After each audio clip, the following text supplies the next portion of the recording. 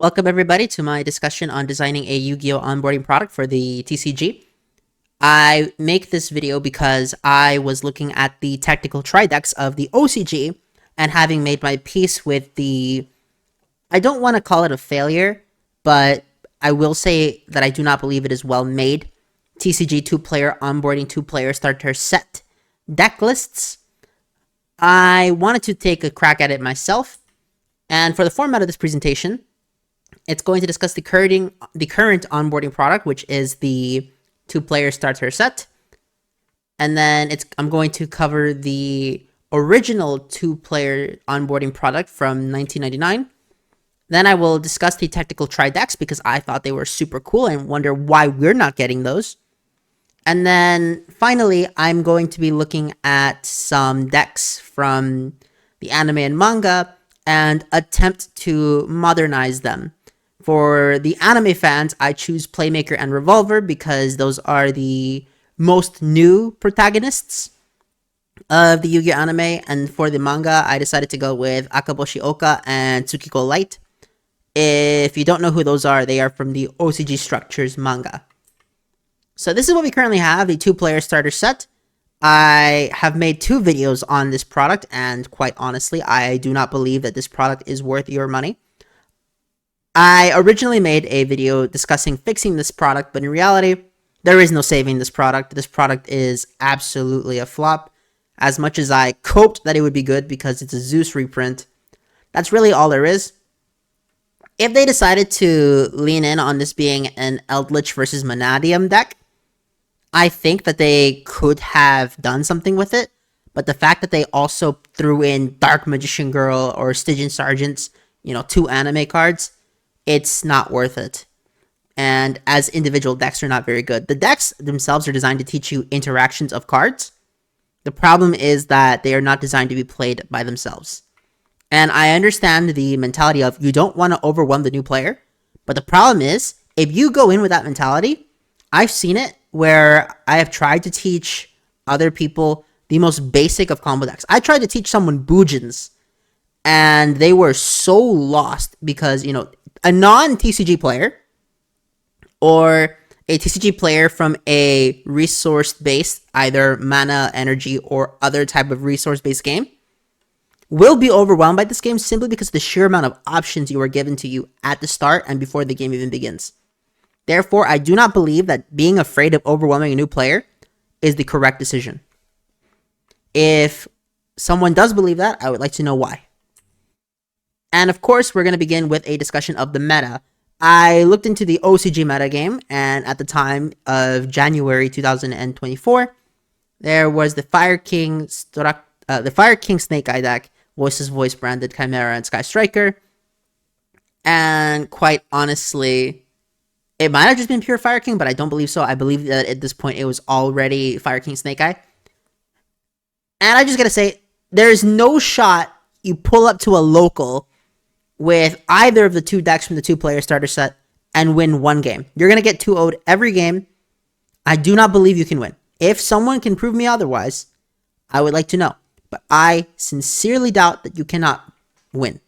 I already made my critique of the simulated duel in the comic, and I have criticized the deck list within the box itself. And as such, I believe it is self-evident to explain why I believe this product was not good for the time. Looking back to the 90s, we have the original 2-player, which is the EX Starter Box. The EX Starter Box came with 2 decks. It was 2 40-card main decks, 2 10-card side decks. Back in the day, the side deck was 10 cards, so this wasn't Konami skimping out on the players. This was the maximum amount of side deck. And it came with 2 promo cards, the Flute of Summoning Dragon and Lord of D for the anime fans. However, one thing that this has an advantage of compared to the 2-player starter set is that at the time it had meta reprints. Cards that were put into the competitive game, such as Ultimate Offering, Trap Hole, which was so strong it was limited to 1, Monster Reborn, Summon Skull, Change of Heart, and Dark Hole, another card that was limited to 1 at the time. And it also came with a brand new card called Last Will, which is why this does not fail. The case of the 2-player starter set, even if it did have good reprints, which it honestly doesn't, except for maybe Eldritch and Visas Starfrost, other than those 2 cards, maybe DD Crow, there's no good reprints in there. And even worse, there's no good new card in there. I know that there's an argument to be made that if you put new cards that are meta defining, then the pros will buy them up and the new players won't be able to get it. But something tells me that's incorrect, because when the Salamander Great Structure deck came out, I remember that you could still find it at a Target. It wasn't something that was completely ate up. Most people would get their 3 copies and then move on. Of course, scalpers do exist, but they're not everywhere. They're just in some places. And to give you a sample of the time, this is what a sample duel looked like. The reason I'm giving you this is because I want to give my critique on the duel of this deck as opposed to the original 2-player starter set. Not the original, the modern 2-player starter set. If you want to see my thoughts on that duel, then please go ahead and click on that video after you watch this one. I should note that I'm using the EXR starter set box from the 2000 November. However, the deck lists themselves are exactly the same. The only difference are there are 2 more promos in the EXR box. And to make it as authentic as possible, I just made it so that I didn't use any promo, so that it does simulate the games of the 1999 box. And I will say that these 2 boxes definitely teach you all of the fundamental mechanics of Yu-Gi-Oh! At the time. And it came with a rulebook. It came with 2 mats, something that the 2-player starter set failed to do. And it even came with... No, I'm thinking of the starter box. My apologies. Originally, I was thinking that it also came with a deck box, but that was actually the original Yu-Gi-Oh! Starter Box 1 that was sold in the theater. And the idea here is I wanted to show off a duel, but I also wanted to show off a match because, like I said, something that most people, when they get into competitive, will realize is that the majority of their games will be played with a side deck. I still believe that the true Yu-Gi-Oh! Happens after siding. The game 1 is a test of how well you can pilot your deck. Game 2 is how well you can strategize against the opponent's deck. And this is what I wanted to show off, this section here. The fact that these came with a side deck meant that both players after game 1 would side in and out cards depending on what they saw in order to change the deck for the matchup that they themselves have. And I actually went and showed which cards would be sided out against this specific matchup. And as a matter of fact, some of these side deck cards will come into play. And in the case of the Ultimate Offering, which came in the side deck of both the Yugi and Kaiba deck, it is going to be an instrumental card to getting the Yugi deck out of a bad situation and leading to a winning position. I know that I spoiled who wins, but I should note that this match was not scripted in the sense that I planned it out and wrote it out to be as cinematic as possible. No, I simulated the game on my own because none of my friends who can read Japanese wanted to come over to record this, and as such, I had to do this by myself. But effectively, because I have played these decks over and over again just on my own or with people that I know who can read Japanese, I know how the decks function, and even if I didn't, these decks are so basic that if I didn't know how they functioned, it would be an embarrassment. That's one of the side deck cards. Man-Eater Bug was a side deck card. It was also a meta staple for a long time, so it was a reprint. In a way, this box was the original Duel Devastator because it came with meta reprints of various cards, not just new cards to introduce new players, but it also had a lot of the artworks that were used in the meta. Urabi or Wild Raptor was a card during the Heaven and Earth format. Cyclops was the strongest level 4 during Volume 1. Silverfang was a card used in Volume 1. And while, like I said, it's not a true representation of what Yu-Gi-Oh! Was like at the time, it definitely at least makes it possible to get into the game. And the decks aren't so weak that you'll die on turn 1. And like I said, it has the meta reprints like Monster Reborn and Dark Hole and Ultimate Offering, and all of these cards would end up seeing play for many years. So if you got this box and then bought some singles, you could have an alright deck. You wouldn't win a tournament with it, but if you kept going at it until you save up money, or if you're an adult, you just buy everything because you have disposable income, and you could have a meta deck. But this box here did come with everything needed for two people to play, and the games themselves were actually quite back and forth. And I gotta say that I do miss the one field spell rule. I kind of wish that they didn't get rid of that. I don't know why they got rid of it, but maybe it's just nostalgia, but I do miss the one field spell rule.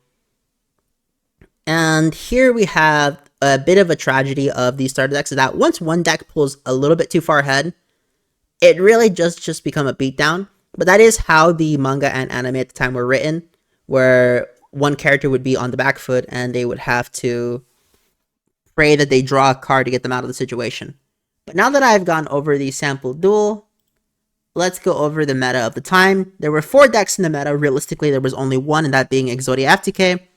But if you didn't have the funds to go to Tokyo Dome and you didn't buy the strategy guide, let's just say you were poor in 1999, you didn't buy Exodia. You weren't playing Exodia. The majority of people playing Exodia were either kids whose parents had way too much money that they were just allowing the kid to spend without any sense of responsibility, or adults who wanted to play the game.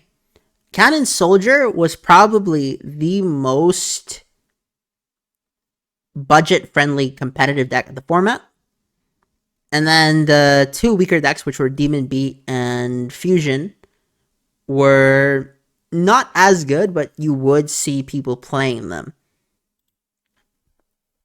And despite this realistically being the Tier 0 Exodia format, you can watch Simo's series to verify that it was an absolutely broken format because of the rarity of Exodia. It was very similar to what happened during the Tier 0 Dark Arm Dragon format. The deck was so expensive that budget was a real concern. Same thing happened here. Unless you somehow managed to get your way into finding premium packs with the Exodia, you bought the strategy guide twice, you weren't getting the Exodia deck. It just wasn't happening. There was a limited list at the time. Thunderbolt, Black Hole, and Atoshiana were limited to 1.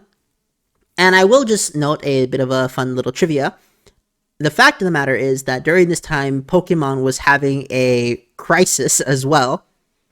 And hilariously, Combo Winter was also happening in Magic the Gathering. But Japanese Pokemon players were actually talking about how they wished the company that ran the Pokemon TCG in Japan would implement some sort of ban list, because even Yu-Gi-Oh! As broken as it was, they did have some way of reining in the power of the decks. Now, obviously, this was an absolutely failed experiment because Tier 0 Exodia happened for, I believe it was 8 months or something ridiculous. But at least there was an attempt at balancing the game.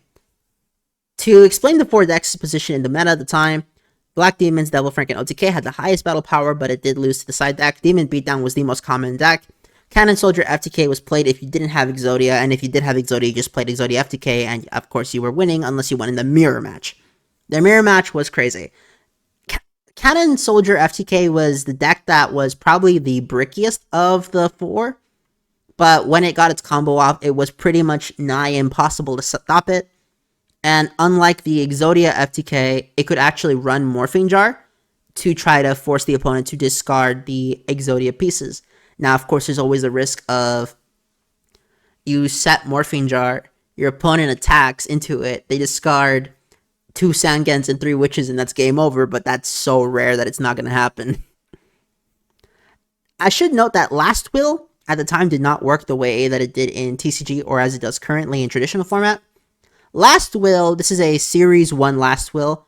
The literal translation of the text is, this turn a base sent 1 monster instead from the deck, attack power 1500 or less, 1 monster to the field, you can bring 1 out. Which is the worst translation I've ever seen, but that is the literal translation. What it actually says, as ruled at the time, was instead of a monster being sent to the graveyard this turn, you can place one monster with 1500 less attack on your side of the field. What that would mean, if we were to translate that to modern PSCT, would be for the rest of the turn, each time a monster is sent to the GY, you can special summon one monster with 1500 or less attack from your deck. This is how it was written, and as such, there were some degenerate loops that led to FTKs being a thing.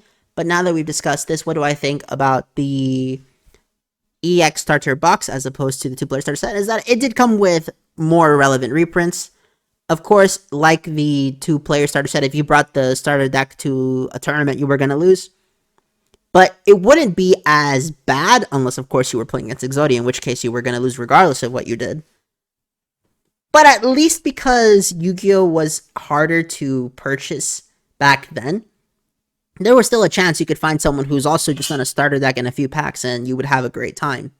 Nowadays, with the power of the internet, the singles market, and various other modern amenities, you can't just buy a starter deck and find someone else with a starter deck. Most likely, if you're going to play Yu-Gi-Oh! With someone, that person has a meta deck or a deck that is built to play competitively, even if it's not a competitive deck.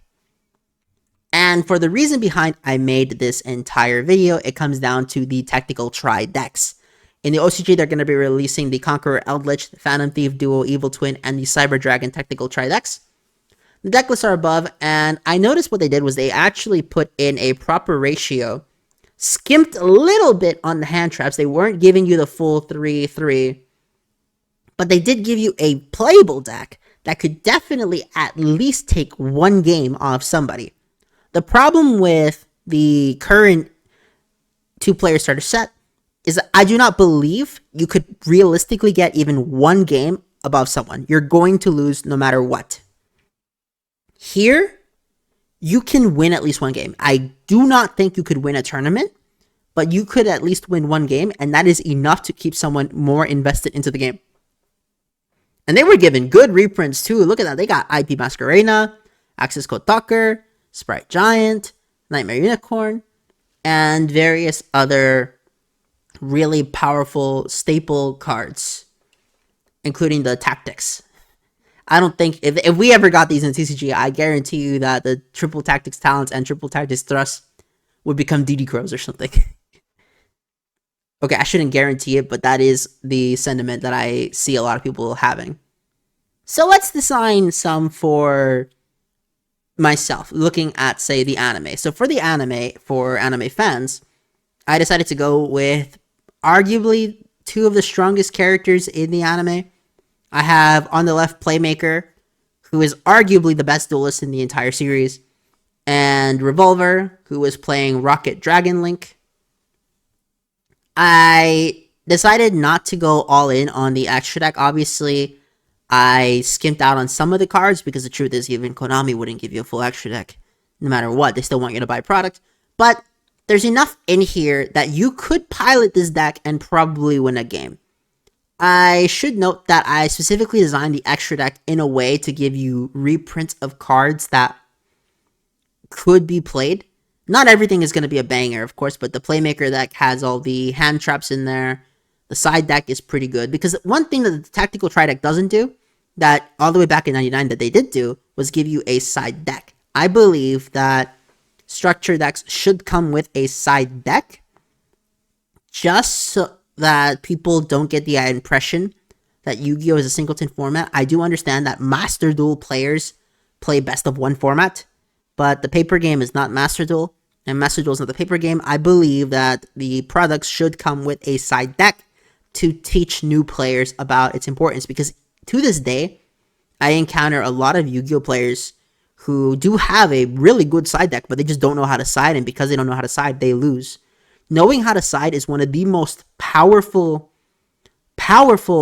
advantages you can have as a Yu-Gi-Oh! Player that just a lot of people do not take advantage of.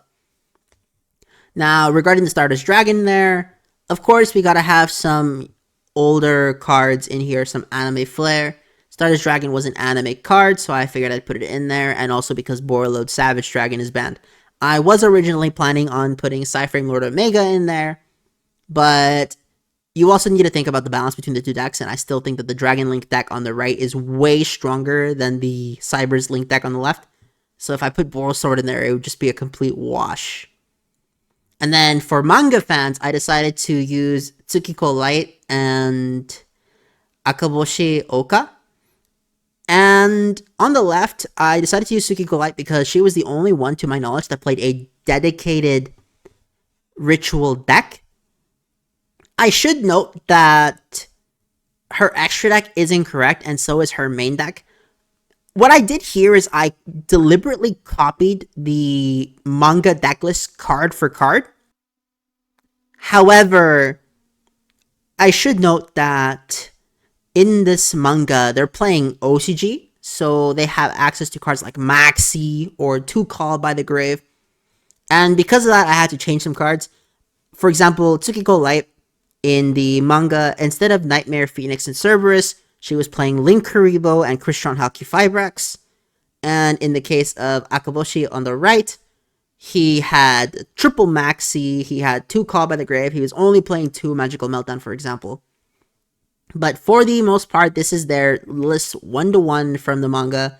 And for the side deck, it was probably best to just include some staple cards that were used in the side decks of the current day Yu-Gi-Oh players. The extra deck for Akaboshi on the right is 1-to-1 his manga extra deck. I did not change a single card. His manga extra deck is good enough. Now, why not Yusasoma? Why did I pick Akaboshi and Tsukiko? Well, it's because Yusasoma plays Sword Soul, and we don't need more Sword Soul structure decks. Sword Soul is already the starter deck if Master Duel, if you really ask me. If you want to have a either Phoenix Gearfried deck or a Sword Soul deck, you would make it off Yusasoma, but it's not as good if you ask me. And with that, we have come to the end of my presentation. I want to know what you guys think about the design of an onboarding product for Yu-Gi-Oh! And I want you all to have a nice day.